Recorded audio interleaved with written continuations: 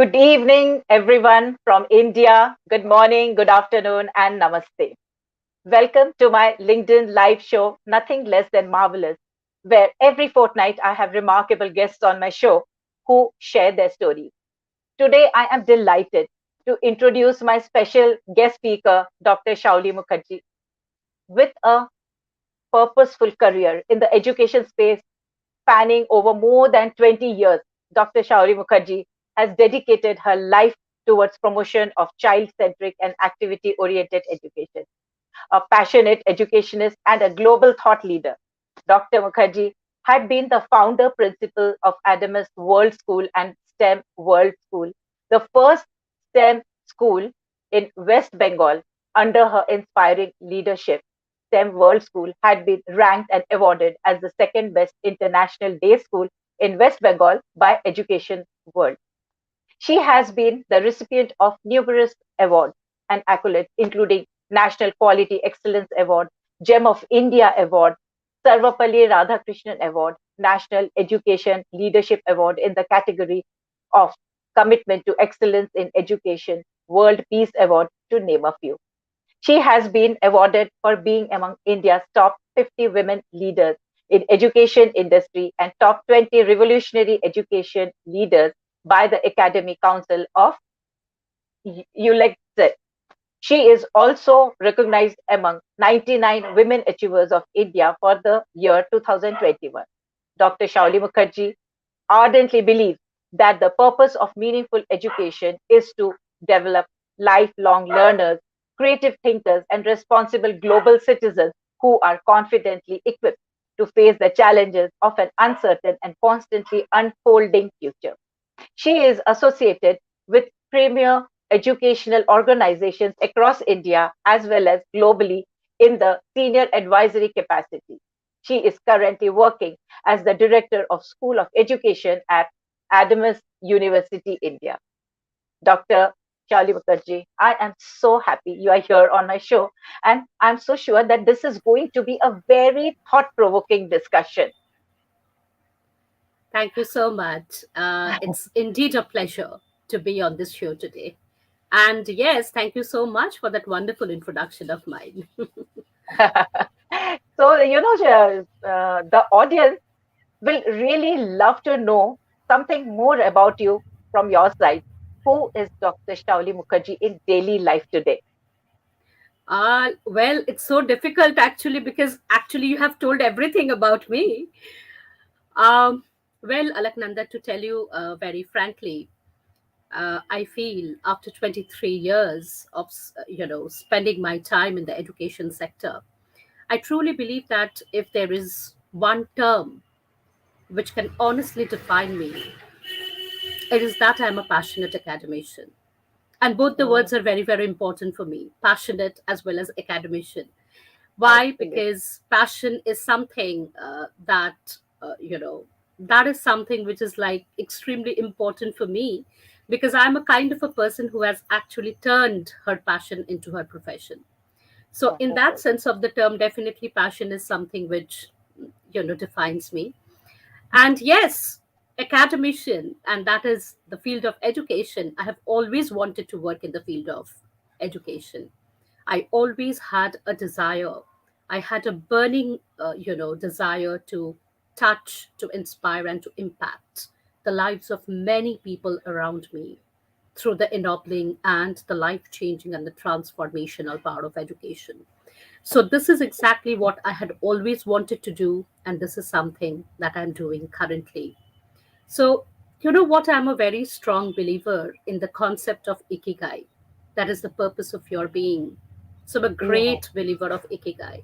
I believe mm, that if you really do not have the purpose of your life figured out, yeah. you should make all attempts to do that. So, my ikigai has been sorted out, Wonderful. fortunately. So, for Wonderful, me, absolutely. yes. So for me, there has been a very, very conscious intersection between what I always wanted to do and what I was good at doing. So, Okay. maybe you can say that coincidentally, it's a very fortunate, you know, uh, click that happened in my life. So, well, Yeah. I enjoy each and everything that I do in the sphere of education. And, because each and every moment I feel that I'm so very powerful. I'm so very Wonderful. responsible because so much of power is there in my hands. Why? Because I'm an educator. Because I Correct. have the tremendous power to touch these Yes. children's lives in meaningful Absolutely. and impactful manner. Absolutely. Wonderful. It's like always, love what you do and do what you love. And that is exactly what you are doing. And it's really wonderful. And especially, I really admire women, especially, when you have children, you are taking care of your home. So you are balancing your home and your work, and you are doing something passionately and educating the world. And it's really, really very nice to hear this from you, Dr. Shauli. And as you know, my show focuses a lot on challenges people face in personal and professional life and how they can overcome it. Okay. So Hmm. challenges are inevitable and sometimes, they take us by surprise, just like that little virus that hit the world. It just hit us globally, all of us. And in the field of education, some of the common challenges that teachers face are personalization, since the age old one size fits all teaching method has long outgrown. And there are Hmm. other challenges like minimal personal time. There is that Hmm. constant upskilling. There is lack of teamwork sometimes. uh, Working towards long term goals. There is classroom management. There can be arguments. There are student excuses. There is patience. So there are a lot of challenges. Being an Hmm. educationist, what is the biggest challenge you have faced in life and how did you overcome it?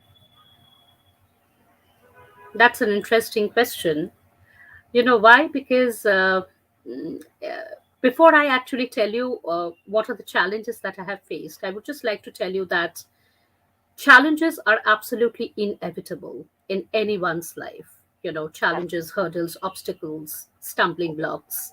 These are inevitable, in our lives. And especially if you're trying to do something which is revolutionary, if you're trying to do something which is transformational, if you're trying to do something which does not fit in the box, you know. So you should be absolutely ready to face a lot of challenges and hurdles in your way. So the same thing has happened with me as well.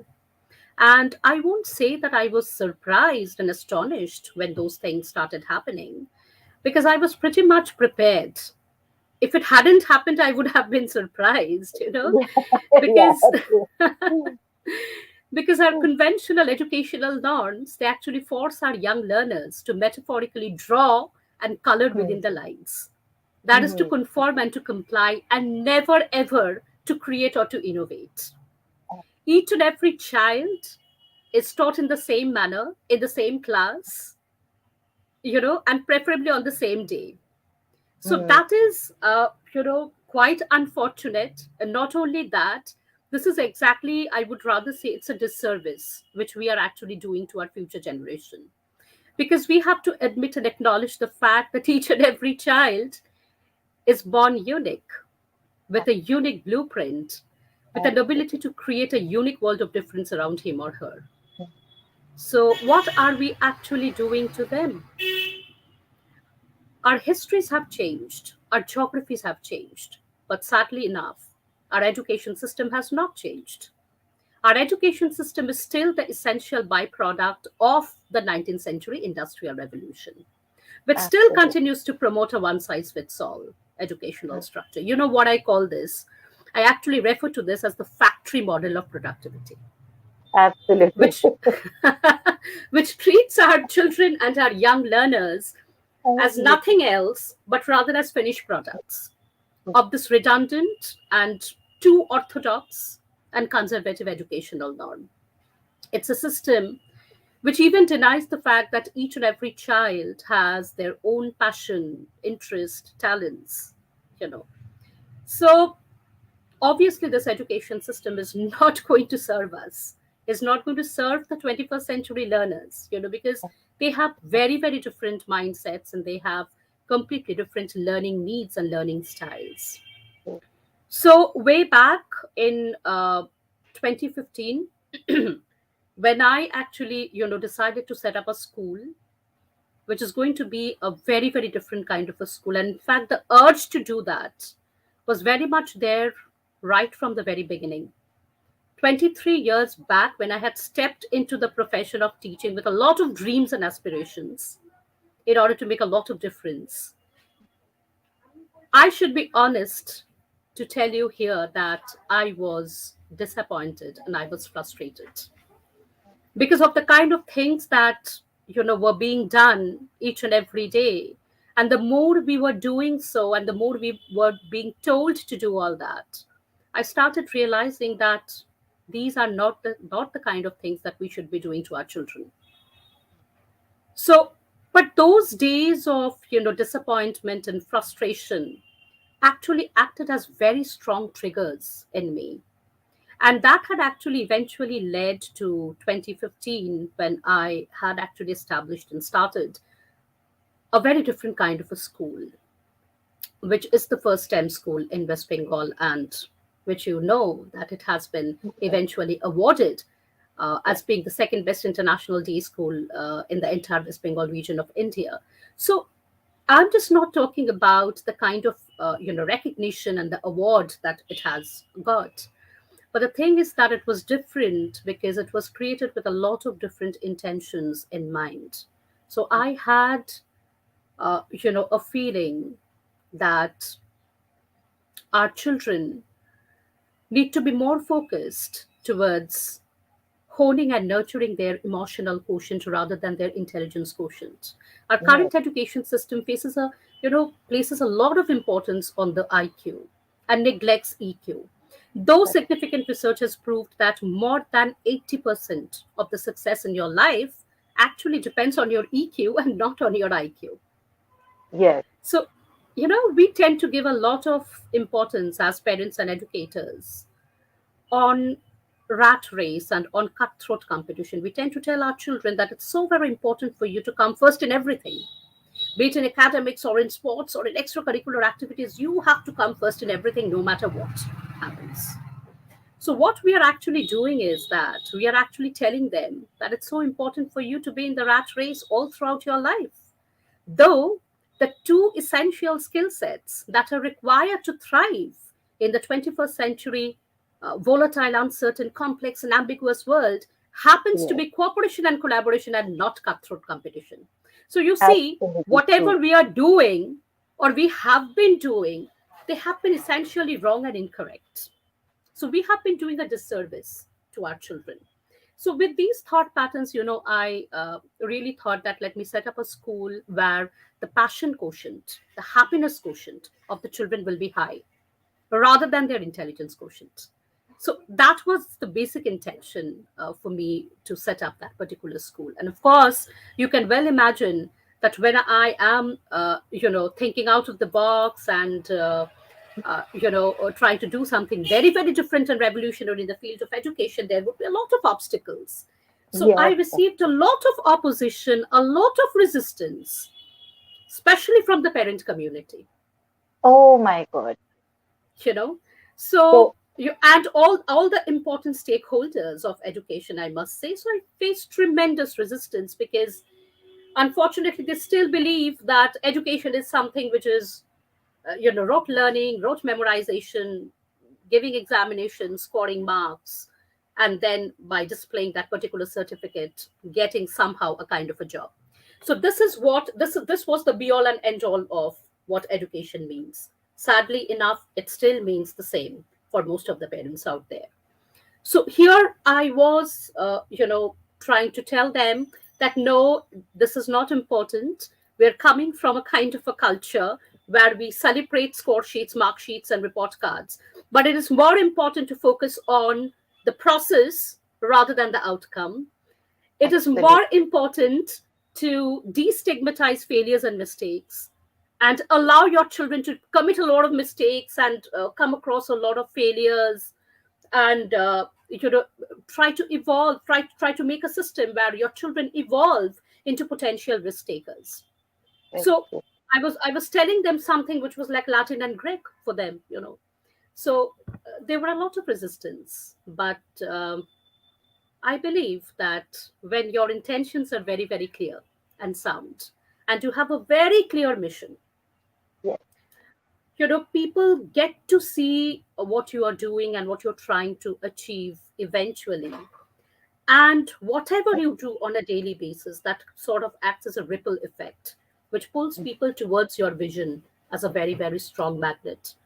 So it has taken long for me. It was not an easy journey for me at all.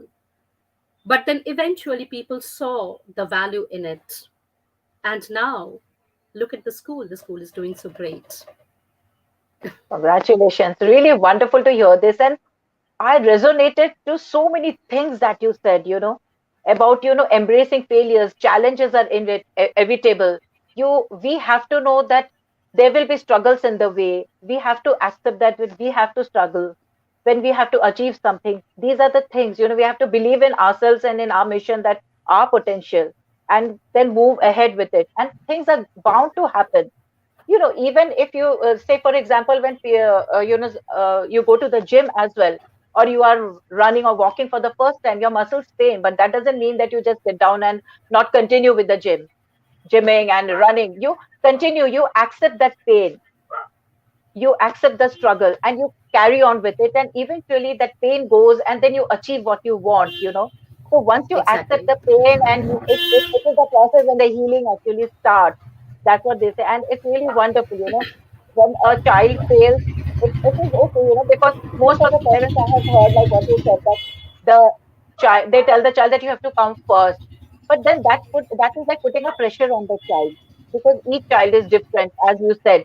They all come with their unique creativity. We have to accept that, and we have to always appreciate what they have done and how much they have done. The more we Mm. appreciate, the better they will, do in life. So that's amazing to hear you say all these things. And Dr. Shauli Mukherjee, like every other sector worldwide, the education sector was devastated too, as COVID-19 pandemic engulfed the world in 2020, and we are still not out of it. The Mm. pandemic posed several challenges to the students, to the educators, to the parents as well. So all of a sudden, education shifted from classroom to virtual. The Mm. pandemic called into question the digital adoption in the education system.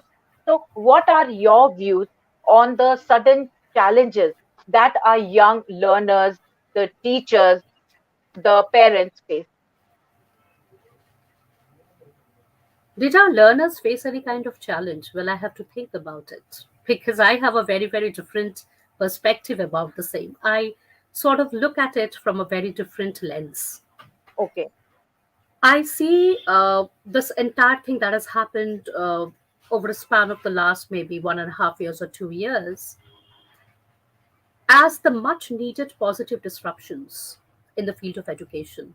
Why much needed? Because it is really much needed, and it had been long overdue. Had it not been for the global pandemic, these positive transformational shifts in the sphere of education would have maybe taken another 10 or 15 years or so. Hmm. But due to this pandemic, these positive shifts, which have happened when we had been pushed to the edge, when we really didn't have any other option, so we sort of, maybe had the only option of being at our creative and at our innovative best. Hmm. So I won't rather call it as a kind of a challenge, but rather a huge, huge opportunity, Wonderful. in the field of Wonderful way of education. looking at it. Yeah. That is how I feel, and especially for because since you have asked me about the learners, about the parents, and the teachers, I would just like to specifically mention that for the learners, they had been so very resilient. They had Hmm. been so very adaptable. I mean, they are the ones who had actually adapted to this change in such a beautiful and wonderful manner, you know. So they have embraced the change first, and they have actually taught us that you got to be You got to have your adversity quotient and resilience quotient high in this, VUCA world. So they had been our teachers during this Oh, particular time. We have actually learned from them. that is true. They have actually taught us that it is the need of the hour that, personalized curriculum should come in the forefront. They have taught us that it's so important to have both choice as well as voice when it comes to the Mhm. learners. They have taught us that it is so important to have a complete ownership and responsibility of their own learning so Wow. that they can actually get the opportunity of developing and evolving into a holistic human being. People keep on saying a lot of things about learning loss, during these 2 years. You will only be harping on the learning loss when you actually think about formal learning.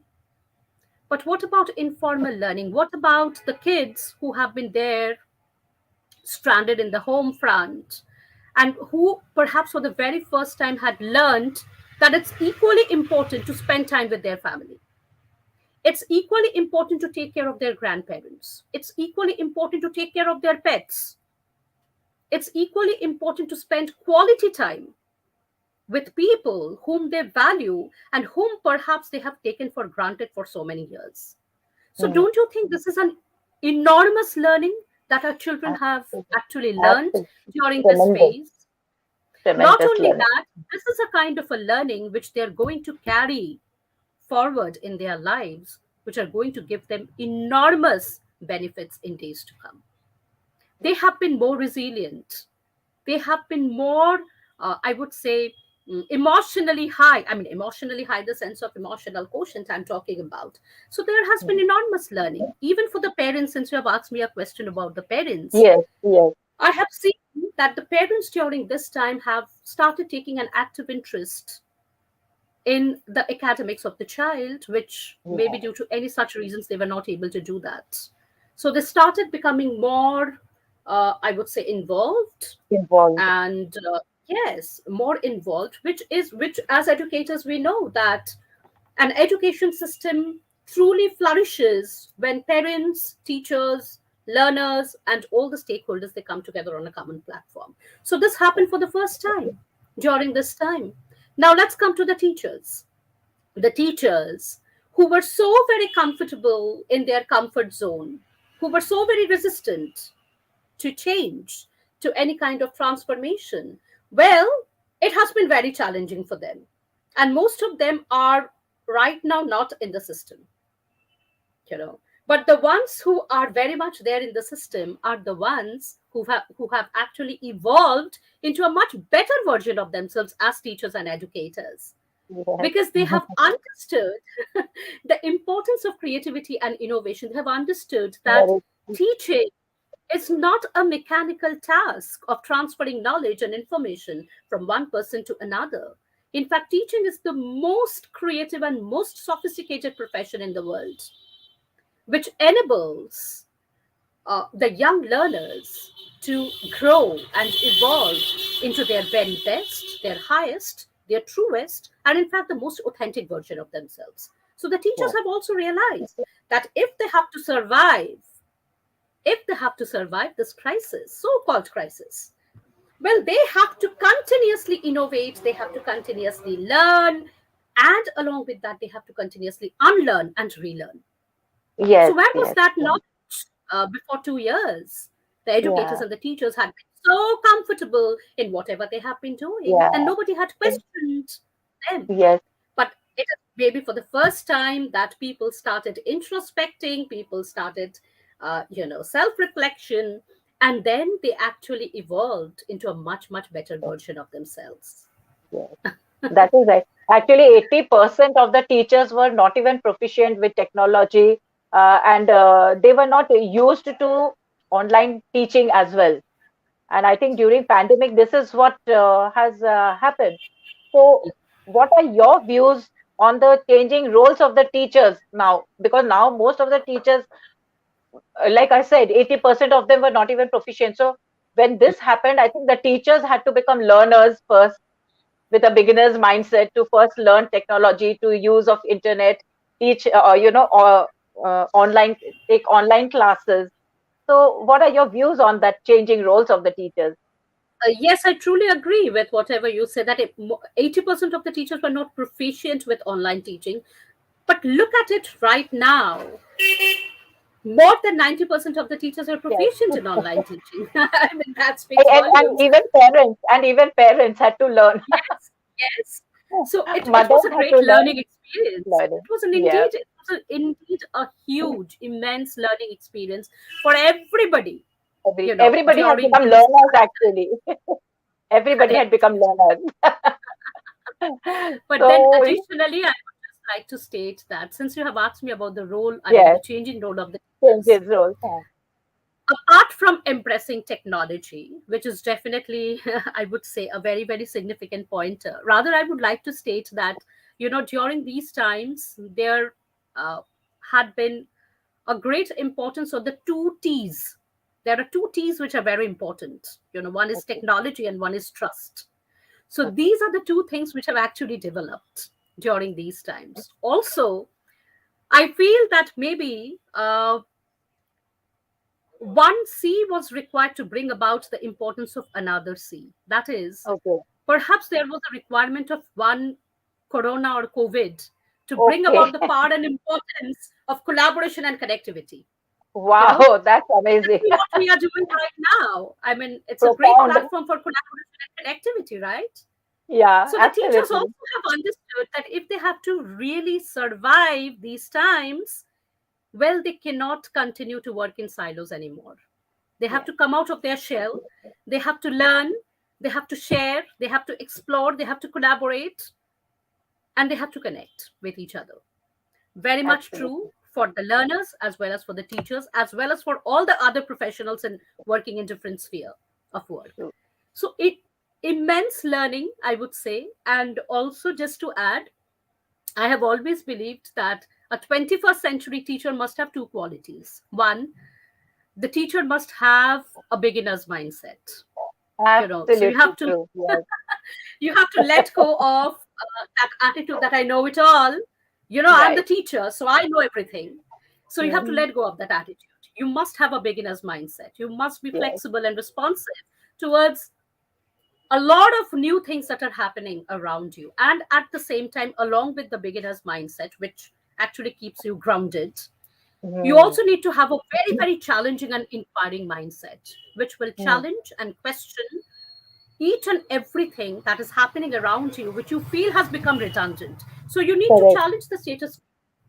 Just tell me, Alaknanda, one thing. If the educators are not the torch bearers, if the educators are not challenging the status quo, who else will do that? Yes. I mean, who Who else will else? be doing that? Absolutely. If we are not doing Absolutely. it, if we are not showing the No. way, and if we No. are like conforming and complying and following and Yes. obeying and Yes. not challenging and questioning, who else will do that? Right. Absolutely. Very true. Very rightly said. The teachers and the educators have to start with a beginner's mindset, with an inquiring mindset, like what you said just now. And as we have discussed earlier also, the teaching has to be more personalized, as the age old one size fit all teaching method has long outgrown, with the focus moving on to different ways of teaching different learners. And a strong positive relationship, I feel, between the educator and the learners are fundamental to promoting the students engagements, their social emotional and development, and academic growth. The learners come from different backgrounds, with varied experiences. So whatever the cause, the educators should be mindful of them when determining how to engage their students and their learners. And yes, Absolutely. C has one C has brought out so many C's and made the entire world became learners actually. Right, right. Isn't it? So was COVID, so I think was COVID a boon or bane in the education system? What I Absolutely a boon. boon. a boon. There can be no doubt about it. That's the way about it. So, what are your thoughts and view of the education system in the new normal era? Hmm. Very interesting question. So, this is something which I have been, introspecting and, self-reflecting long back. So, education needs to be redefined. Education needs to be reimagined. Yes. Whatever we are doing currently, we have made a little bit of progress during the last 2 years due to COVID, thanks to COVID, but it's not enough. We have to bring about a lot of changes, and in fact, revolution maybe is a small word, because Yes. I believe that nothing short of a revolution is going to work for our current education system. Because, as I told you earlier, this is a kind of a system which diminishes the child's ability to be curious and creative. It is this kind of a deadening system, you know. So, this system needs a complete paradigm shift. Maybe we need a complete transformational shift from a too organized, too structured, and too formalized education system to a kind of a system which is more open, Mm, more productive, flexible, and a stress free teaching learning ecosystem, which is the need of the hour. And I believe that uh, as educators and parents, we need to destigmatize failures and mistakes, give them ample scope to fail, give them ample scope to embrace a lot of risks, give them enough time which they can effectively utilize to follow their dreams and passion. Also, I believe that we keep on saying na, that we want our present generation to evolve into creative problem solvers. Well, how do we do that? We do that by giving them ample scope to pursue the three important P's, and that is play, passion, and purpose.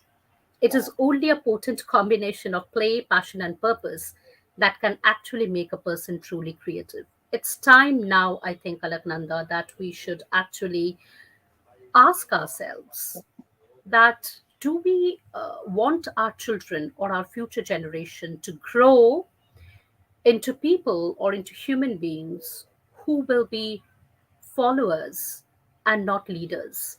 mm, We need mm, our children to develop into holistic human beings who can challenge the status quo.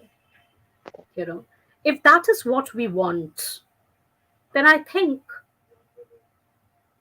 more than maths, science, and academic literacy, maybe it's time that we should start focusing our attention towards emotional literacy.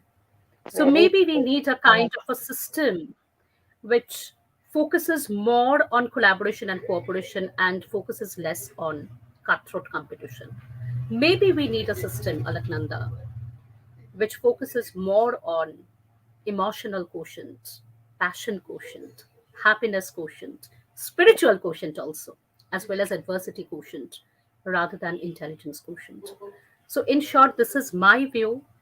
This is my sort of visualization or picture of what I want the education system to look like. I'm sure that it's going to happen, but it's going to take a long time. But because I believe that each and every kind of shift first has to happen here Yes, rather than mindful. where you want to see it outside, it's going to take time, but Yes. definitely it will happen. It has to Yeah. happen. It has to happen, and the change will come because people have realized a lot of things and they have learned a lot of things during because of that one little seed, and I'm sure it Yes. will happen. And being a master storyteller myself, I feel that storytelling is one of the factors that helps in enhancing the teacher student relationship as well, teacher Mhm. student educator learner relationship. And in storytelling, the interaction, what happens is that the interaction is personal, it's engaging, and again it's immediate. Educators who find a method of using the art of storytelling into teaching in order to reach out, to reach the student, tend not only to increase literacy and understanding of the subject, but also a very healthy relationship between them. And I think storytelling also helps the students, the learners, to understand faster, and they connect, Absolutely. isn't it? So it was Absolutely. really, yeah, Personal narratives are very, very yeah, important. What kind of a very narrative you important. are telling and Telling. you are a part of, that Yes, that is very absolutely true. important. Yeah. So it was really nice talking to you, Dr. Shauli Mukherjee. And in the end of my show, in every show, I normally have a rapid fire round to make it a little fun ending. So, Okay. are you game? Are you game with rapid fire round? Can I ask you? Please, Is it yes, okay please with go you? ahead. Okay, sure, sure. So here I go. Paperback or ebook? Paperback. Okay. Newspaper or online news? Online news. Okay. A coffee, black or with cream and sugar? Well, for me, coffee with cream and sugar. Okay. Little bit of Library, sugar. okay, but cream and sugar. Library or museum? Library. Flowering plants or foliage? Flowering plants. Okay. Uh, Beaches or mountains? Mountains, always mountains. Always. Telepathy or teleporting? Telepathy. Okay. Soup or sandwich? Soup. Long walks or long drives? Long drives. Success or happiness? Well, both. Success, Okay. which gives a lot of happiness. Okay. That's nice. So it was really, really amazing to have you on my show. And I'm sure the audience will really love listening to you. It was thought provoking, and more people should listen to this, and listen to you and connect with you. I want to thank Success Psyche also for all the support always. And thank you for being there and making this a wonderful evening, Dr. Mukherjee. Thank you very much. And thank you to Absolutely. my audience as well. Alaknanda, it was really a pleasure, connecting and interacting with you today on this platform. And especially the way it ended, I mean, it was quite fun, I would say. Thank you so much. So, bye Thank you. bye then. Bye bye, everyone.